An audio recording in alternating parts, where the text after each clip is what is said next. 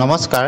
আজি আমি আলোচনা কৰিম LP আৰু UPৰ যি শিক্ষক পদৰ নিযুক্তি হ'বলৈ গৈ আছে তাত কি কাৰকে প্ৰভাৱ বিস্তাৰ কৰিব, অৰ্থাৎ কি কাৰণত কাট অফ কমি যোৱাৰ সম্ভাৱনা আছে আৰু কি কাৰণত কিছু পৰিমাণে কাট অফ বঢ়াৰ সম্ভাৱনা আছে।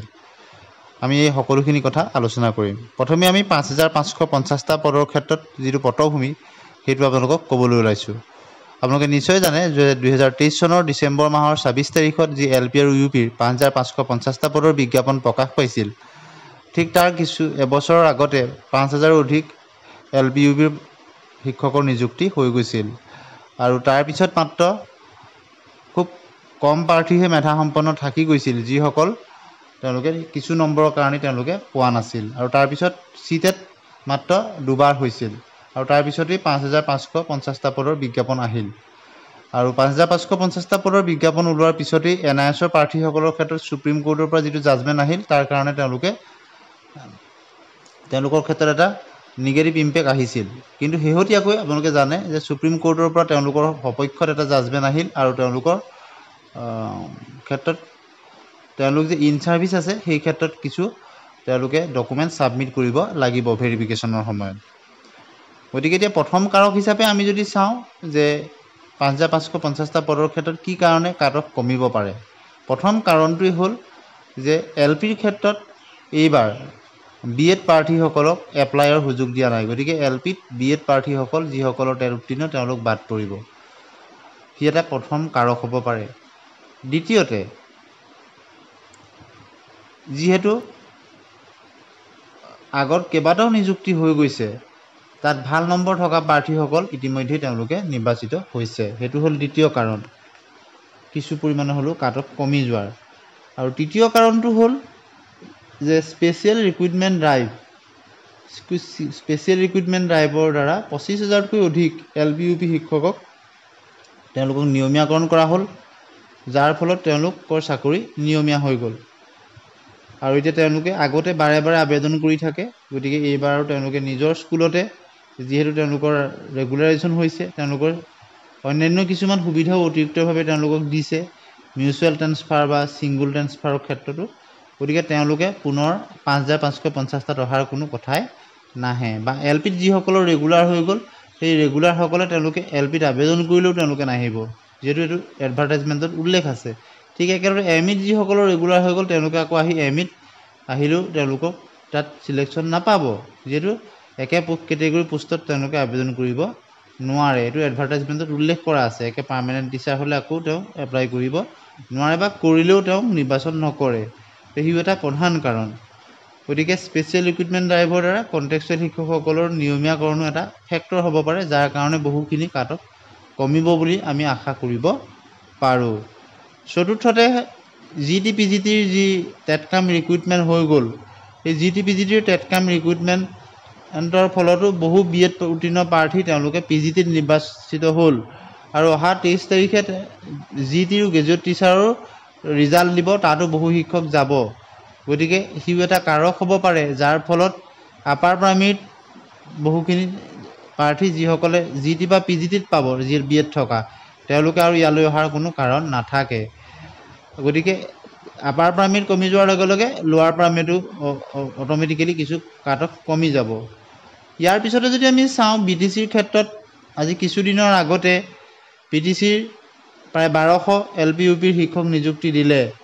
গতিকে সেই 1200 BTCৰ কেণ্ডিডেট তেওঁলোকে নিৰ্বাচিত হৈ চাকৰিত জইন কৰিলে। তেওঁলোক 5500লৈ বা অহাৰ কোনো বা ইয়ালৈ অহাৰ কথাই নাথাকে, তেওঁলোকে চাকৰিয়ে কৰি আছে নিজৰ নিজৰ ডিষ্ট্ৰিক্টত। গতিকে সেই ফালৰ পৰাও কিছু সকাহ পাব। আৰু ইয়াৰ উপৰি শেহতীয়াকৈ আজি কেইদিনমানৰ আগতে BTCৰ PGT আৰু GTৰো ৰিজাল্ট দিলে আৰু লগালগ তেওঁলোকে অংশগ্ৰহণ কৰিলে চাকৰিত। গতিকে সেই ফালৰ পৰাও কিছু প্ৰভাৱ পৰিব।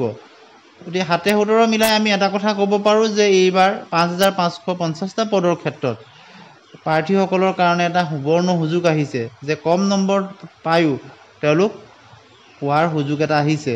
আৰু NISDLEDৰ ক্ষেত্ৰতো তেওঁলোক যে 10/8/2017 বা তাৰ আগতে ইন ছাৰ্ভিচ আছিলে, তাৰ ক্ষেত্ৰতো তেওঁলোকক কিন্তু বহুকেইটা ডকুমেণ্ট তেওঁলোকক ছাবমিট কৰিবৰ কাৰণে কোৱা হৈছে ভেৰিফিকেশ্যনত, যাতে তেওঁলোক প্ৰকৃত জেনুইন প্ৰাৰ্থীজনে তেওঁ নিজৰ ডকুমেণ্ট ছাবমিট কৰিহে চাকৰিত সুযোগ পায়। গতিকে NISৰ ক্ষেত্ৰতো ভেৰিফিকেশ্যনটোত বহুখিনি ডকুমেণ্ট বিচাৰিছে আৰু সেইমতে যিসকলে তেওঁলোকে প্ৰডিউচ কৰিব আৰু তেওঁলোকক মেধা তালিকাত আহিব তেওঁলোকে নিশ্চয় চাকৰিটো পাব। গতিকে NISৰ যি দুশ্চিন্তা আছিল সেই দুশ্চিন্তা দূৰ হ'ল বুলি আমি ক'ব পাৰোঁ। ইয়াৰ পিছতে আমি চাব পাৰোঁ যে এতিয়া যোৱাকালিও আকৌ পুনৰ LP আৰু UPৰ কাৰণে BTCত পুনৰ বিজ্ঞাপন প্ৰকাশ পালে। গতিকে আমি ক'ব পাৰোঁ যে কিছু পইণ্টৰ কাৰণে কোনো প্ৰাৰ্থী যদি থাকিও যায় পৰৱৰ্তী সময়ত কিন্তু তেওঁলোকৰ কাৰণে ইটোৰ পিছত সিটো সুযোগ আহি আছে। আপোনালোকে নিশ্চয় মন কৰিছে যে 5550টা পদৰ পিছতেই যোৱা জানুৱাৰী মাহত আকৌ 4500 পদৰ বিজ্ঞাপন হ'ল, তাতো আবেদন হৈ গ'ল। গতিকে যিসকলে কিছু পইণ্টৰ কাৰণে 5550টাত নাপাব তেওঁলোকে 4500ত পাব বা BTCত তেওঁলোকে পাব। গতিকে কেইবাটাও ইটোৰ পিছত সিটো সুযোগ আহিছে LP UPৰ প্ৰাৰ্থীসকলৰ কাৰণে। আৰু ADREতো বহুখিনি প্ৰাৰ্থী তেওঁলোক DLED BED উত্তীৰ্ণ প্ৰাৰ্থী গ্ৰেড 3 গ্ৰেড 4 তেওঁলোক যাব। গতিকে অক্টোবৰ মাহত দিব, কিন্তু 4500 পদৰ নিযুক্তি ইয়াৰ পৰৱৰ্তী সময়ত দিয়াৰ সম্ভাৱনাই বেছি, কিয়নো অক্টোবৰত ইয়াৰ নিযুক্তি দিব বুলি এতিয়ালৈকে ঘোষণা কৰা নাই। কিন্তু 5550টা পদৰ LP UPৰ ক্ষেত্ৰত অক্টোবৰতে ইয়াৰ নিযুক্তি হ'ব বুলি আপোনালোকে নিশ্চয় গম পাইছে আৰু ভেৰিফিকেশ্যন প্ৰক্ৰিয়াও চলি আছে। গতিকে GT PGTৰ নিযুক্তি আৰু 5550টা পদৰ নিযুক্তিৰ পিছত বাকী থকা 4500 পদৰ যদি পিছত নিযুক্তি হয়, অৰ্থাৎ 26ৰ আৰম্ভণিতে জানুৱাৰী ফেব্ৰুৱাৰীতে যদি হয় বা 26 নিৰ্বাচনৰ আগতে যদি হয়, কেনেধৰণৰ প্ৰভাৱ পৰিব? ইতিমধ্যে অনলাইন আবেদন প্ৰক্ৰিয়া সম্পূৰ্ণ হৈ গৈছে। গতিকে সেই বিষয়ে আমি আলোচনা কৰিম। প্ৰথমতে আমি আলোচনা কৰিম GT PGTৰ ফলত কিমান প্ৰভাৱ পৰিব। বিশেষতঃ আপাৰ প্ৰাইমেৰীৰ ক্ষেত্ৰত কিন্তু যথেষ্ট প্ৰভাৱ পৰিব। আৰু কেৱল GT PGTৰ নিযুক্তিয়েই নহয়, ADRE, অসম পুলিচ বা অন্যান্য বিভাগত নিযুক্তিয়েও এই শিক্ষক নিযুক্তিৰ LP UPত প্ৰভাৱ পেলাব। কেনেদৰে পেলাব? গতিকে ভিডিঅ'টো স্কিপ নকৰাকৈ শেষলৈকে চাব। আমি শৃংখলিতভাৱে কথাখিনি ক'বলৈ চেষ্টা কৰিম। প্ৰথমতে আমি GT PGTৰ নিযুক্তিৰ ফলত আৰু 5500 নিযুক্তিৰ ফলত কেনেধৰণৰ প্ৰভাৱ পৰিব। GT PGTৰ 9000 নিযুক্তি হৈ যাব। যিসকলে পোষ্ট গ্ৰেজুৱেট তেওঁলোকৰ ভেৰিফিকেশ্যনৰ নাম আহিছে তেওঁলোকে ভেৰিফিকেশ্যন ইতিমধ্যে কৰিছে আৰু ইয়াৰ পিছত GT ৰিজাল্ট দিব আৰু তাতো তেনেদৰে ভেৰিফিকেশ্যনৰ কাৰণে আহিব। আৰু যিসকলৰ সকলো ঠিকে থাকে মেধা তালিকাত তেওঁলোকৰ নাম আহিব। গতিকে 9000 নিযুক্তি হৈ যোৱাৰ পিছত এই যি 9000 পদৰ প্ৰাৰ্থী যিসকলে ইতিমধ্যে চাকৰি পাব তেওঁলোকৰ বহুতেই কিন্তু আপাৰ প্ৰাইমেৰীত বিশেষতঃ 4500টো আবেদন কৰিছে, কিয়নো BEd লাগে। গতিকে BEd থকাখিনি LPত আবেদন কৰিব নোৱাৰে। LPত বিশেষ প্ৰভাৱ নেপেলায় GT PGTৰ নিযুক্তিয়ে। গতিকে আপাৰ প্ৰাইমেৰীৰ ক্ষেত্ৰত 4500 পদৰ, যিহেতু এইবাৰ পোষ্টৰ সংখ্যাও কম, 4500 মুঠ সকলো মিডিয়াম মিলায়। গতিকে আপাৰ প্ৰাইমেৰী বহু প্ৰাৰ্থী ইতিমধ্যে তেওঁলোকে য'ত 4500ত আবেদন কৰিছিল তেওঁলোকে PGTত পাব, বহুতে মাষ্টাৰ্ছ ডিগ্ৰী উইথ BEd থকাসকলে, আৰু বহুতেই GTত পাব আৰু বহুতেই তেওঁলোকে নতুন চাকৰিত যোগদান কৰিব।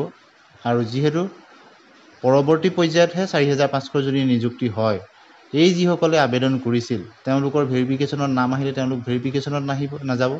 তেওঁলোকৰ যিহেতু মেধা তালিকা প্ৰকাশৰ আগতে বা পিছতে যেতিয়া ভেৰিফিকেশ্যন হ'ব তেওঁলোক তাত নিশ্চয় এবচেণ্ট থাকিব, কিয়নো তেওঁলোকে ইতিমধ্যেই চাকৰি পোৱাৰ কথা আজিকালি জানে, গম পাই তেওঁলোকে PGTত পোৱা জানো পুনৰ আপাৰ প্ৰাইমেৰীত চাকৰি কৰিবলৈ নাযায় বা GTত পোৱা জানো তেওঁ আপাৰ প্ৰাইমেৰীত চাকৰি কৰিবলৈ নাযায়, যিহেতু ওপৰৰ পোষ্টত থাকিলে তললৈ আহিব নোৱাৰে। তেনেধৰণৰ নিয়ম জানে যে আপোনালোকে আপাৰ প্ৰাইমেৰীত থকাজন LPলে বা LPত থকাজনে LPত পুনৰ কৰিব নোৱাৰে। আৰু নিশ্চয়ভাৱে তেওঁলোকৰ দৰমহা পাতিও যথেষ্টখিনি ডিফাৰেঞ্চ থাকিব। গতিকে আপাৰ প্ৰাইমেৰীৰ ক্ষেত্ৰত কিন্তু কাট অফ ভবাতকৈ কমি যাব এই PGT আৰু GT নিযুক্তিৰ ফলত। কিমান কমিব নিশ্চয় আপোনালোকে জানে। এতিয়া যি ভাবি থকা হৈছে যে আপাৰ প্ৰাইমেৰীৰ ক্ষেত্ৰত যে 65 বা তাতকৈ বেছি লাগিব নতুন পদ্ধতি মতে 4500 পদৰ ক্ষেত্ৰত, আন ৰিজাৰ্ভৰ ক্ষেত্ৰত, তাত হয়তো 1 বা 2 কমি যাব। কিমান কমিব সঠিক এতিয়ালৈকে ক'ব পৰা নাযাব, যিহেতু পৰৱৰ্তী আৰু বহুখিনি কথা আছে। তথাপিতো কিন্তু কমিব। আৰু লগতে আমি ক'ব পাৰোঁ যে 5,550টা পদৰ যেতিয়া অক্টোবৰত নিযুক্তি হৈ যাব, 10 অক্টোবৰৰ কথা মুখ্যমন্ত্ৰী মহোদয়ে কৈছে, তাৰপিছত কিন্তু 4,500 LP আৰু UP দুয়োটাতে প্ৰভাৱ পেলাব। দ্বিতীয়টো হ'ল কাৰণ সেইটো GT-BGTৰ ক্ষেত্ৰত আপোনালোকে নিশ্চয় বুজি পাইছে। আৰু দ্বিতীয় কাৰণটো হ'ল যে 5,550টা পদৰ নিযুক্তি। 5,550টা পদৰ যি নিযুক্তি হ'ব, তাত যিসকলে চাকৰি পাব, LPত যিসকলে পাব, তেওঁলোকৰ